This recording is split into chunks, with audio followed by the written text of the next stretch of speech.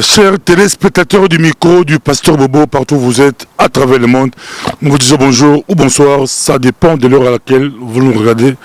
Nous sommes à Bruxelles, Bruxelles, capitale de la diaspora congolaise. Nous sommes avec l'abbé Kwakwa que vous aimez tant. Bonjour, monsieur l'abbé. Bonjour, Pasteur Bobo, et bonjour aux téléspectateurs du micro Pasteur Bobo. Nous commençons l'émission directement, ça nous fait comme si c'était au stade des martyrs, la pluie commence. La pluie, c'est naturel, ça arrive, hein, ça intervient quand elle veut, ça arrive, voilà, c'est tout. Ils ont bougé diaspora, l'affaire Mbokani, ils ont bougé, tout le monde Mbokani, la presse internationale, nous sommes à côté lié, Mbokani a annoncé des missions pour être à Bignaliwa, là-bas, tanta à Bruxelles, mais fait qu'on fait Bakosta au mari, bazo téléménaï, il fallait remettre à balai, il y a côté à Zolé Laké, à mon compassion, à mon dit, il a traumatisme, il y a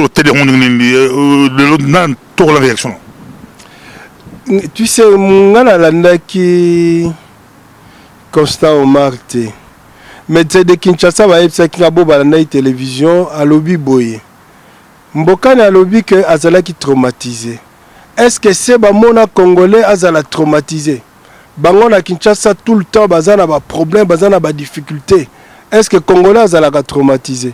Vous savez, ce garçon, quand il n'avait pas d'équipe, il téléphonait à tout moment pour dire qu'il est prêt pour venir jouer. Maintenant, l'équipe, il a repris ses comportements. Il quitte son équipe. C'est vrai, il y a eu des problèmes à l'aéroport. Le Bakambu était dans l'avion, il devait atterrir à Bruxelles. Il a été dérouté à Charleroi. De Charleroi, il a tout fait pour venir ici. On l'a appelé pour lui dire, va, on a pris toutes les dispositions pour qu'on te prenne, pour que tu sois à Kinshasa. Il a tourné en rond et il n'est pas venu. Qu'est-ce que vous voulez qu'on fasse? Est-ce que vous pensez qu'on a encore besoin de sénateurs dans cette équipe nationale? Je leur ai dit, je n'ai plus besoin de sénateurs. Je préfère perdre avec des jeunes disciplinés. Même ces jeunes, ils me l'ont dit en Angola, ils n'étaient pas contents. C'est lui qui doit les encadrer en tant qu'ancien. Vous dites qu'il était traumatisé. Quel traumatisme? Tu te connais un Congolais traumatisé? On est traumatisé chaque matin ici. Mais on continue à vivre. Nous examinons son cas. C'est vraiment très regrettable. Comment ça est-ce que Congolais azalaka traumatisé? On dirait moquerie à peuple congolais. Comme ceux qui disent donc, tellement que les Congolais sont traumatisés, tout ce que bon nous semble, ils sont traumatisés, il faut ça la caca, c'est qu'on attend de toi. C'est vraiment très très ridicule. Donc, pour ce qui se positionne vis-à-vis de Mbokani, c'est regrettable. Un gars, devant la situation, la réaction est différente. Moko akoki kolela, mususu akolela te. Moko akoki kosala bo, chacun ça dépend ya psychologie na ye, ya personnalité na ye. Bon, ceux qui a lobi ke ngai na kokite na moni ke nazali traumatisé pour la situation na outi ko. Mais je pense que ça demande plus compassion, ça demande plus compréhension plutôt qu'une déclaration ya force ya modèle wana. C'est pour moi, c'est vraiment regrettable que les responsables se mettre dans la ligne d'appréciation et longo banité. Je ne pense pas que c'est comme ça qu'on devait gérer le problème. Je suis vraiment très très très déçu de voir que un gars qui a rendu service à l'équipe nationale a bêta tout le temps, mais il faut pas le bas. Mais les noms ceux qui ont été mais analyser le fait qui s'est passé.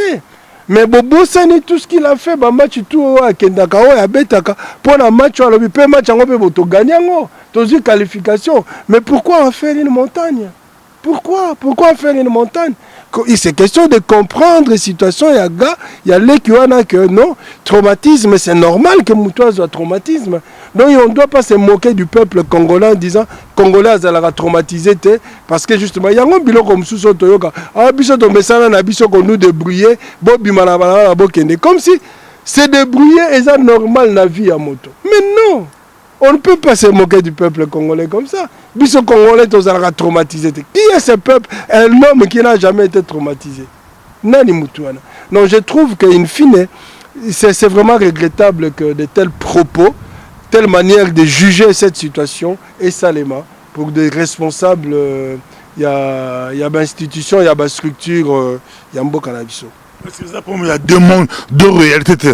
Na bata poto zo kamo ke pendant que biso na poto bato ba kini ba hôtel ba oki ba bazo bandaku bato ba zo bana na école bazong ba famille pour situation zaki mobulu ba on la Congo auto louer hôtel to des Sheraton à nos hôtels afin de l'hôtel pour zo son mutu quoi à Paris à avion pendant que période de là mutu aucun Belge sur 11 millions d'habitants en Belgique c'est ba mutu ba la Belgique mon retour risque on a zo voiture à Paris.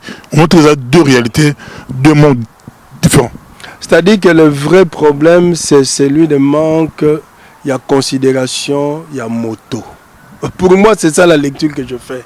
On ne respecte pas l'homme. On ne respecte pas l'homme. On ne respecte pas la vie. De la manière dont on ne respecte pas l'homme, on ne peut pas considérer Babilo Koloko la Owana que Moutaz l'a traumatisé, Moutoua le Bakeno et le Kona Gogo Salate. De la même manière, on ne peut pas se mettre à la place, il n'y a pas si à Moninga. Comme Tozo Monamon Mboka, nous, on est dans de grosses carrosses, Tozo Zombongo, Tozo Salaba fait, Tozo dépensé. Plus de 90% de la population basée dans la misère, on s'en moque. C'est ça le vrai problème. Parce que si on était habité du sens, il y a respect, il y a vie. Du sens, il y a considération, il y a bon mot, il y a bon moto, il y a baninga. Telle déclaration est quand même ça les matés. Parce qu'il faut se mettre à la place, il y a moninga, ou comprendre mignon qu'il y a moninga, pour au sala, conformément il y a bolam, il y a moninga. Quand tel que Tozo Mona, Tozo Yoka, donc moi je ne peux lire ça que comme ça, ce sont tout simplement manifestations, il y a manque, il y a considération, il y a manque, il y a respect, il y a vie. Il y a manque, il y a côté là, pas si y a baninga, na ndenge tozo gérer, ba structure na biloko na mboka na biso.